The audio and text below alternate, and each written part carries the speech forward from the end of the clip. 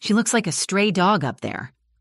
Those words were whispered right next to me, so casual, so cruel. But what shattered me even more was my husband's response. He laughed, not nervously, not out of confusion, but the kind of laugh people make when they're proud of their punchline. Then he added, just loud enough for the others around us to hear, "She's just like her mother, useless." And right then, I realized I was surrounded by people who didn't just tolerate cruelty. They enjoyed it. Let me rewind a few minutes. My name's Ava. I'm 33, a stay-at-home mom, and that little girl up there on stage, that's Lily, my daughter. She's 8, shy, thoughtful, with the kind of heart that cries over crumpled flowers and rescues bugs from sidewalks. This school talent show was her idea, something she'd begged to do for months. She wanted to sing, alone, on a stage, in front of strangers. I didn't think she'd go through with it, honestly. Lily's always been nervous in crowds, and lately she's been extra quiet at home. But she practiced for weeks in her room, holding a hairbrush like a mic, whisper singing into it like the words were secrets.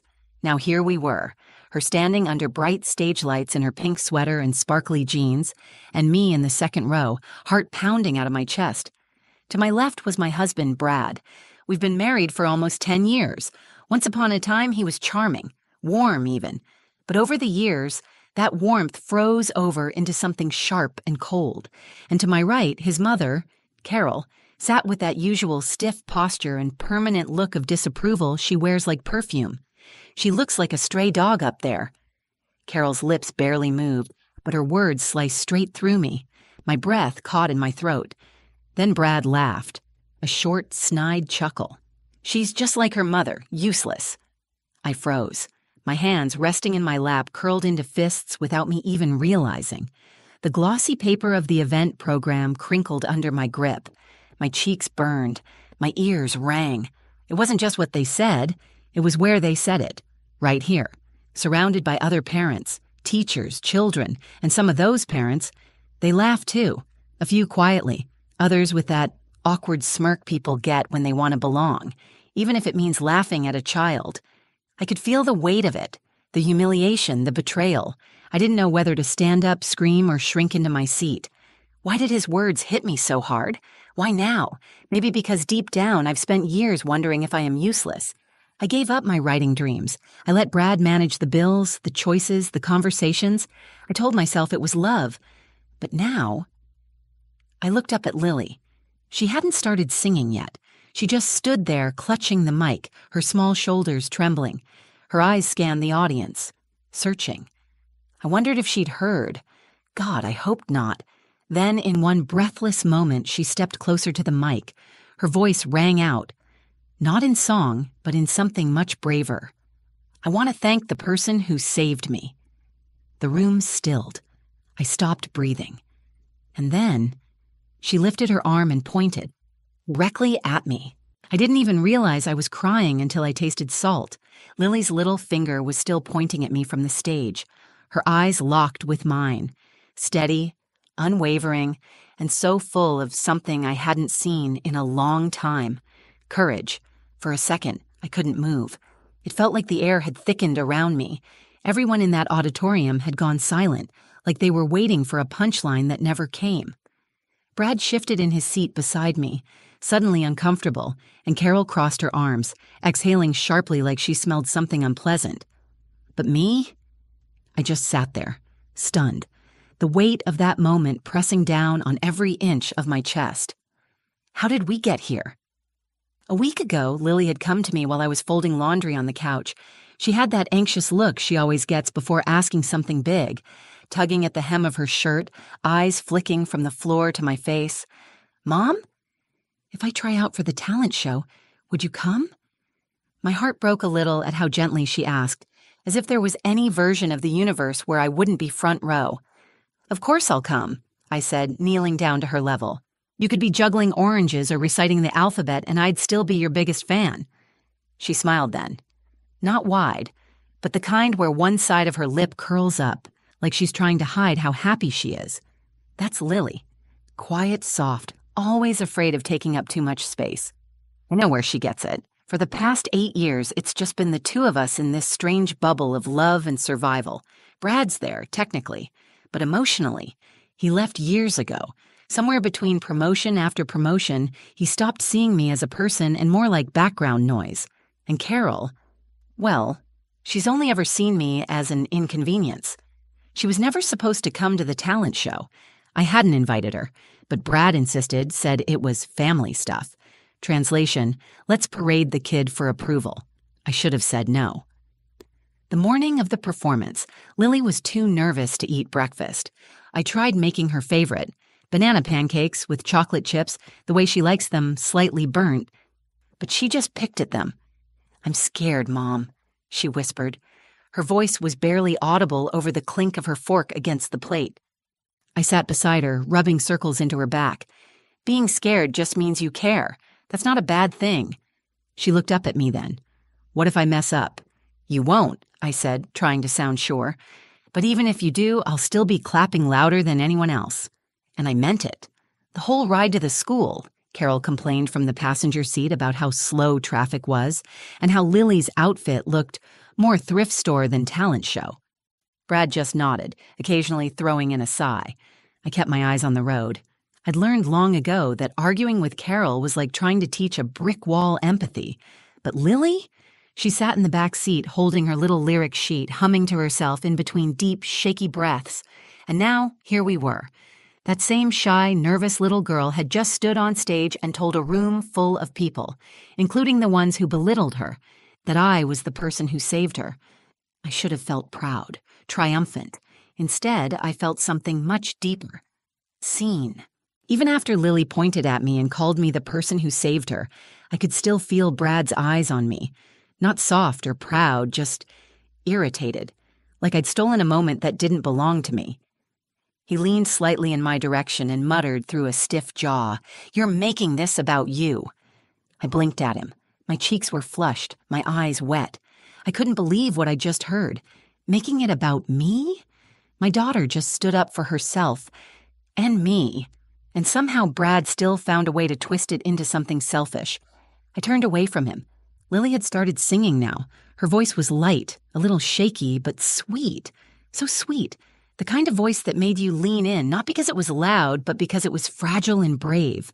Like watching a flower bloom through concrete. I wanted to get lost in her voice, but I couldn't. Not with Carol shifting next to me every few seconds, sighing dramatically and checking the time on her gold bracelet watch. "She's pitchy," she whispered, not even trying to be subtle this time. I didn't respond. I didn't trust myself to speak. My jaw was clenched so tight I could feel it in my ears. But the worst part?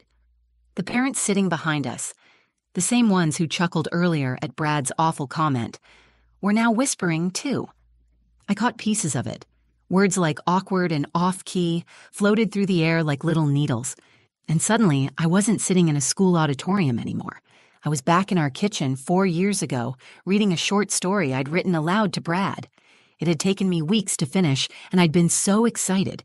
My voice trembled, my hands were cold, but I poured my heart into every word.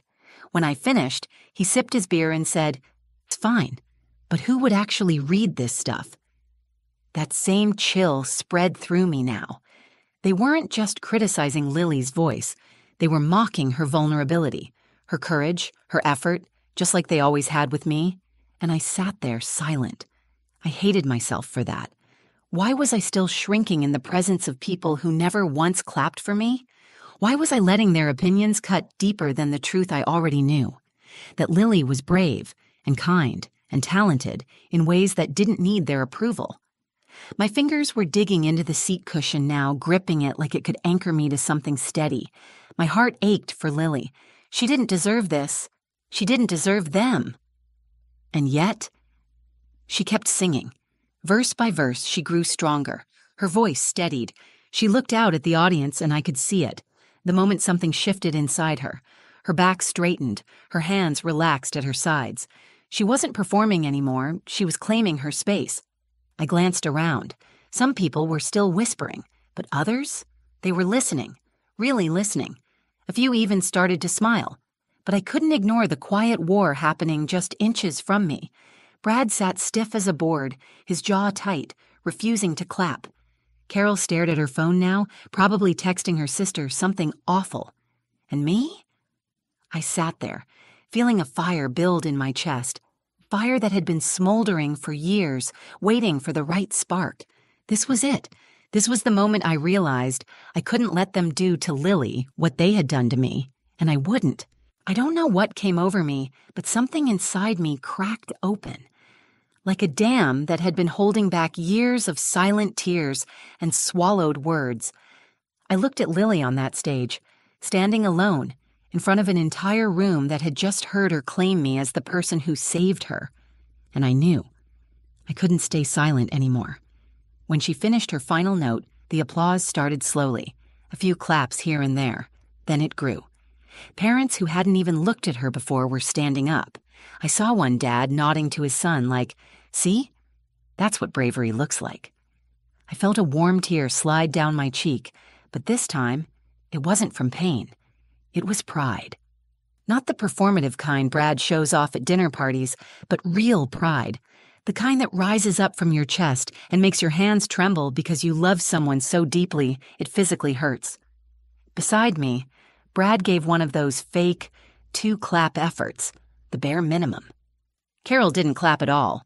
She was still scrolling through her phone. Her lips pursed like she'd just tasted something sour.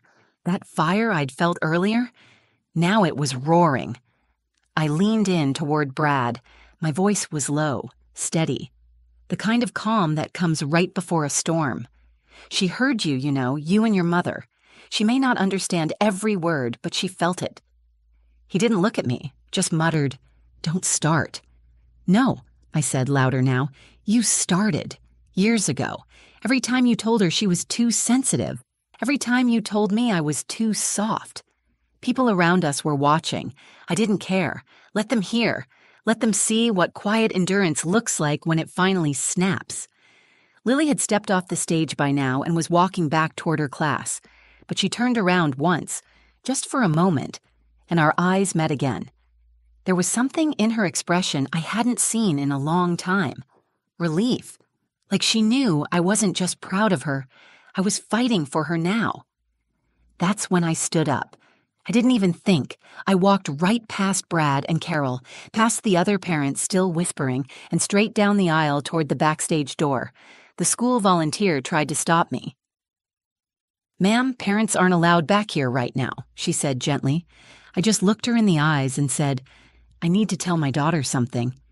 She stepped aside. I found Lily sitting cross-legged on the floor, holding a water bottle, cheeks still pink from performing.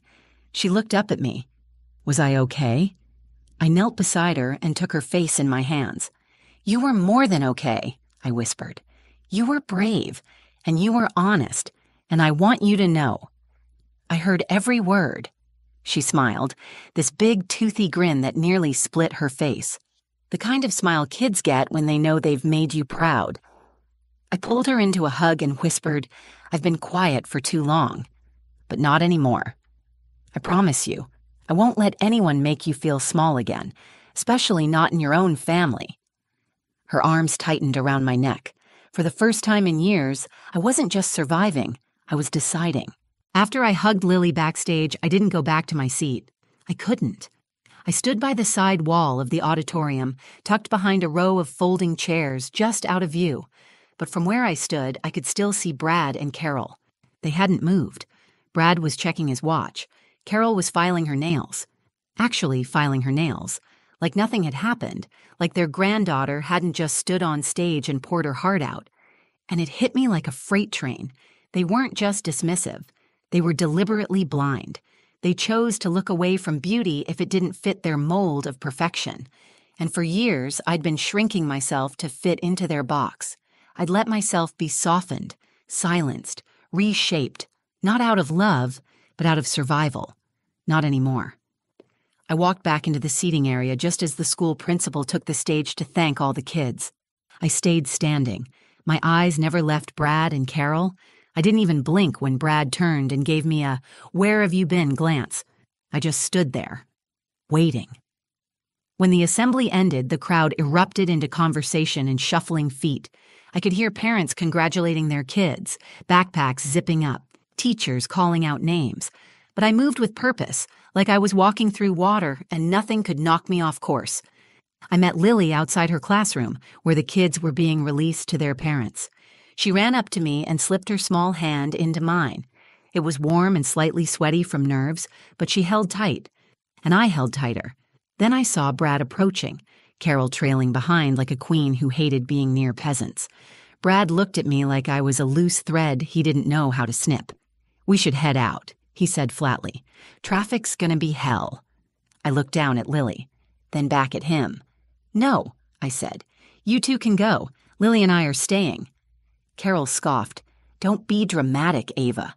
I turned to her, and for once I wasn't afraid to meet her gaze. "You called my daughter a stray dog. You mocked her. In front of strangers. In front of me. You don't get to tell me what's dramatic anymore." Brad's face hardened. "You're making a scene." "I'm making a boundary," I replied, my voice level, clear. "You crossed a line today, both of you, and I let you, for far too long, but it ends now." Lily looked up at me, wide-eyed. "Are we okay, Mom?" I knelt beside her. "We're better than okay. You showed me what courage looks like, and now it's my turn." I stood back up and looked Brad dead in the eyes. If protecting my daughter makes me dramatic, so be it. I'd rather be dramatic than disappear. He didn't say a word. His lips parted, but no sound came out. For once, he had nothing clever to say. Good. Without another word, I turned and walked away, Lily's hand in mine. We walked to a nearby park instead of getting in the car. We sat on a bench under the shade of a tree, sharing a melting ice cream cone from a vendor cart. She giggled when it dripped on her shirt. I didn't even care. That day didn't end with applause or trophies, but it ended with truth. And sometimes that's even more powerful. It's been 4 months since that night. 4 months since Lily pointed to me and called me her savior, and I finally believed I could be. A lot has changed since then. Not in some flashy Hollywood kind of way, but in those quiet, meaningful ways you don't always see at first. I started journaling again. Nothing fancy, just spiral notebooks and cheap pens. But every night, after Lily goes to bed, I sit down at the kitchen table and let the words come. Some nights, it's messy. Some nights, I write a single paragraph.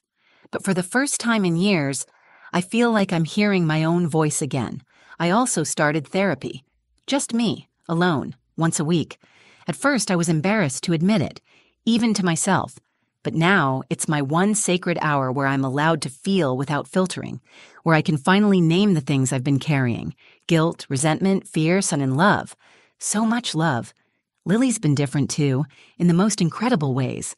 That moment on stage lit something inside her. She sings louder now, laughs easier. The other day, she asked me if we could make music together. And for the first time, I dusted off my old keyboard from college. We played for an hour. It was clumsy and out of tune, but we were alive. Brad? We're still living in the same house. For now. But I've drawn lines that were never there before. I stopped apologizing for speaking. I started making decisions. Real ones. I opened a savings account in my name. I looked into part-time work at a local bookstore. I even emailed an old friend from a writing workshop I used to attend. She replied in 5 minutes. "Where have you been?" "Let's catch up." And Carol? I haven't seen her since the talent show. She tried calling once, left a voicemail pretending nothing had happened. I didn't call her back. I don't think I will. Sometimes silence is the boundary, and honestly, feels peaceful. For the first time in years, I'm not waiting for the next blow to fall.